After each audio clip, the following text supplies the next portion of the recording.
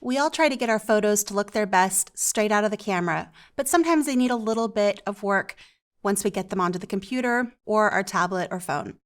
In Mylio Photos, it's really easy to crop and rotate your image if you didn't get it quite framed correctly in the camera. Let's go ahead and take a look and I'll show you how to do it.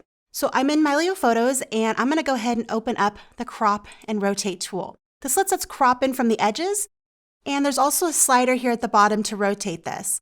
With this particular photo, it's really beautiful, but it's slightly crooked. You can see the horizon line isn't exactly straight, so let's fix that. I'm gonna grab the slider at the bottom and I'm gonna start moving this to the right, and you'll see that straightening out the image, and I think that looks pretty good.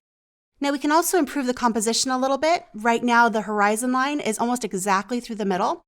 Let's make that a little bit more pleasing to look at. I'm gonna grab from the top and pull that in so that horizon line is a little bit closer to that rule of thirds. I think that looks pretty good. And from here you can always grab the picture and adjust that placement and get it exactly where you wanna be. Now a couple of other things that you might need to know here in the crop tool.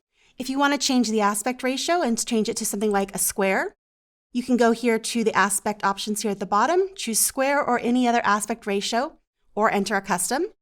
You can even change from a horizontal to a vertical, or vice versa.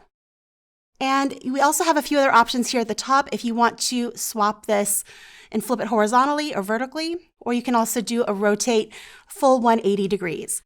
For now, I think this looks great. I'm gonna go ahead and click done. And there you have it. Just a couple of quick moves of sliders and grabbing those edges made this image look much better. So I hope you enjoy using the crop tool.